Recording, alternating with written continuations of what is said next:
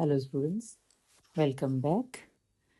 पिछले वीडियोस में मैंने आपको ड्रग एडिक्शंस के बारे में बताया था, ओपीएम और हेम्प प्लांट के। आज मैं आपको नया टॉपिक लेके स्टार्ट कर रही हूँ, दैट इज़ कॉल्ड स्टिमुलेंट।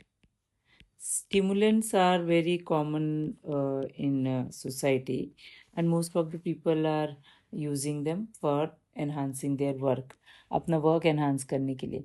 पर स्टिमुलेंट्स की एडिक्शन भी हो जाती है। अब क्या होते हैं स्टिमुलेंट्स? ये भी एक तरह की ड्रग्स ही होती हैं, और जो हमारे नर्वस सिस्टम को स्टिमुलेट कर देती हैं, और इससे पर्सन जो होता है वो active, alert and self confidence increase हो जाता है, वेकफुल रहते हैं, और उनको लगता है कि वो काफ़ी कॉन्फिडेंट फील करते हैं।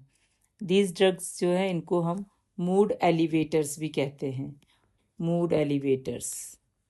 और इनमें जो है हमें वैसे फिजिकल डिपेंडेंस नहीं होती है इन दवाइयों के ऊपर, पर साइकोलॉजिकल डिपेंडेंस होती है। Psychologically people become edict of these type of substances. तो मूड एलिवेटर्स और साइकोलॉजिकल डिपेंडेंस जो होता है उसको उसमें जैसे आपका साइकोलॉजिकल मतलब अगर आपको वो चीज़ नहीं मिलेगी तो आपको डिप्रेशन हो जाएगा, एंग्जाइटी होगी, रेस्टलेसनेस शो करते हैं। तो what are these stimulants? Number one, it is called caffeine, वो फर्स्ट कैटेगरी है। सेकेंड कैटेगरी में आपका कोकीन, और थर्ड कैटेगरी आती है आपकी एम्फेटामाइन। आज हम ये तीन कैटेगरी पढ़ेंगे। सबसे पहले आपका आता है कैफीन। कैफीन आपने बहुत बार सुना होगा। कई बार कई लोग जो है कैफीन के एडिक्ट होते हैं, पर उनको पता ही नहीं होता है, और वो सिर्फ चाय के शौकीन होते हैं। And without tea they are not able to do their work properly, because उनको उसकी वजह से हेडेक वगैरह शुरू हो जाती है। तो कैफीन जो होता है ये माइल्ड स्टिमुलेंट है, माइल्ड, बहुत हल्का सा, और इस स्टिमुलेंट की वजह से पर्सन जो होते हैं वो अपने आप को अलर्ट फील करते हैं। अच्छा, इसमें केमिकल कौन सा प्रेजेंट होता है?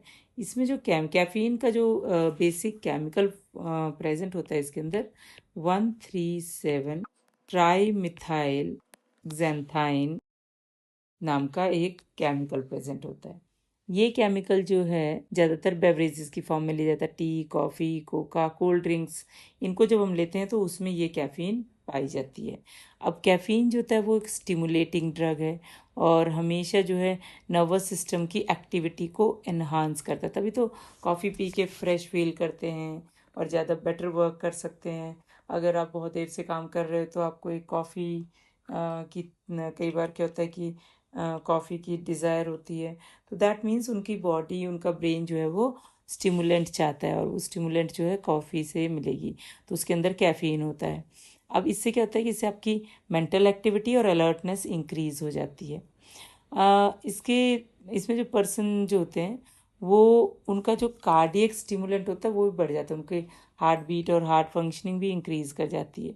हायर डोज, अगर इसका बहुत ज़्यादा डोज लें, नर्वसनेस, रेस्टलेसनेस और कई बार स्लीपलेसनेस भी आ जाती है, मतलब नींद नहीं आती। आपको पता है कॉफ़ी पी के नींद भी नहीं आती। 1 कप टी में आपकी near about 30 to 75 mg caffeine present होता है, और 1 कोल्ड ड्रिंक में near about 25 to 600 mg caffeine present होता है। Excessive use of T and coffee जो होती है उसको अवॉइड करना चाहिए, बिकॉज दोनों में ही कैफ़ीन होती है, और ज़्यादा कैफ़ीन लेने की वजह से एडिक्शन हो जाती है। तभी लोगों को चाय और कॉफ़ी की एडिक्शन रहती है।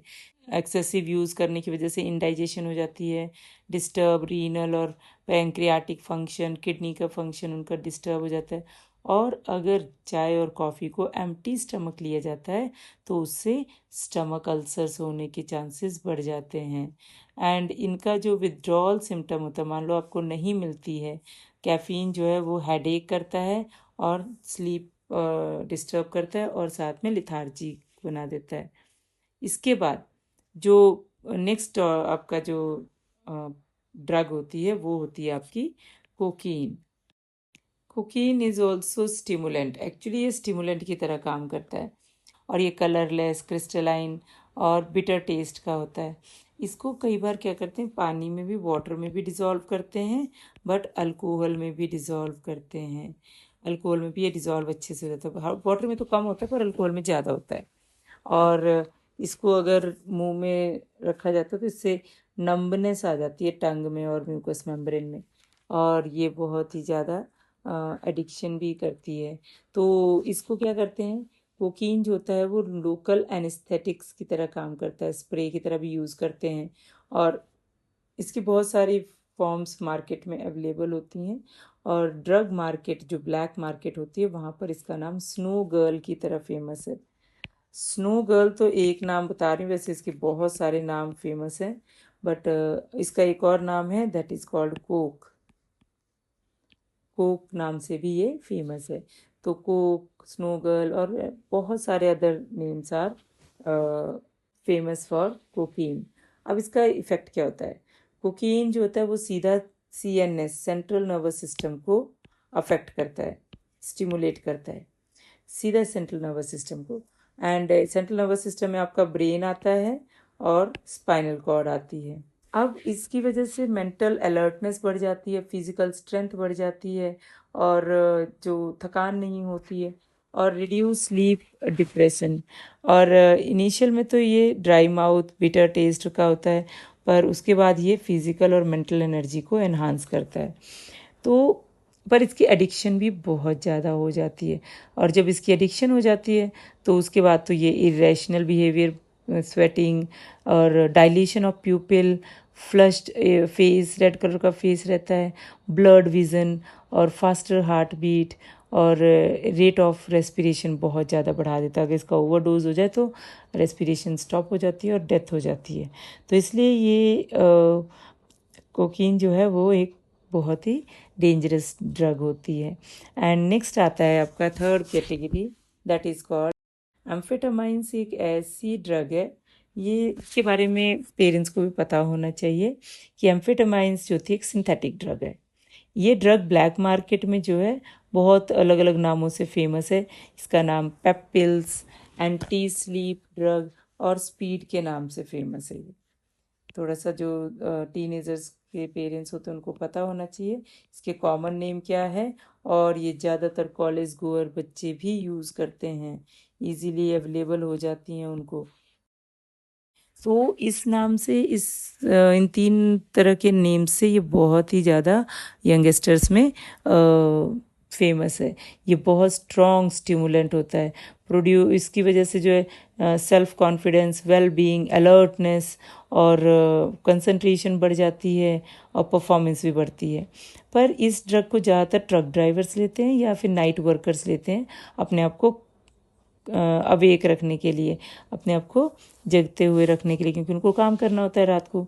बट जो और इससे पर एक हार्मफुल इफेक्ट आता है, इम्पेयर जजमेंट और विज़न और जजमेंट की थोड़ी सी प्रॉब्लम आ जाती है, और इसमें जो है परफॉर्मेंस इंक्रीज़ भी करती है। तो इस वजह से लोगों को लगता है कि ये बहुत ही अच्छी है। और सम टाइम कुछ कॉलेज स्टूडेंट जो होते हैं वो अपने एग्जामिनेशन के लिए क्रैम करने के लिए एक रात में सारी रात जग के एम्फेटामाइंस को लेते हैं और उसे क्रैम करते हैं रात में, बट वो सुबह जो है वो सब कुछ ब्लैंक हो जाता है। पेरेंट्स को पता होना चाहिए, और पेरेंट्स बच्चों को इन सब चीज़ों के बारे में ज़रूर बताएं, और या उनको समझा के भेजें कि जब वो हॉस्टल्स में रहते हैं वहाँ पे ये चीज़ें अवेलेबल रहती हैं। तो इसलिए बच्चों को समझा के भेजें कि लगातार कंसिस्टेंसी और हार्ड वर्क इसके साथ अपना कॉलेज कंप्लीट करें, ना कि इन टाइप की ड्रग्स के थ्रू। और इसकी एडिक्शन, एम्फेटामाइंस की एडिक्शन की वजह से जो है मूड भी एलिवेट रहता है। कई बार क्या होता है कि जब थोड़ा थोड़ा ले रहे होते हैं तो उस टाइम उनको थोड़ा लिथार्जिक फील होता है, और इसलिए वो फिर उस डोज़ को बढ़ा देते हैं, और जैसे जैसे डोज़ बढ़ती जाती है और टॉक्सिक इफ़ेक्ट्स अपीयर होने शुरू हो जाते हैं। अब सिम्टम्स क्या होते हैं इसके, सिम्टम्स होती है एक तो बहुत कंटिन्यूसली यूज़ करने की वजह से एडिक्शन हो जाती है, और इसकी वजह से बहुत ज़्यादा excitement, talkativeness, irritability and tremors, dry mouth, nausea, vomiting, diarrhoea, abdominal cramps, palpitations, ये सारी प्रॉब्लम्स जो हैं, कॉन्वुलेशंस भी आ जाती हैं, कई बार अनकॉन्शियस भी हो जाते हैं। सभी यंगस्टर्स को मैं ये बोलना चाहती हूँ कि हार्ड वर्क और कंसिस्टेंसी के साथ अपना कैरियर बनाएं और stay healthy, stay away from these drugs. Thank you.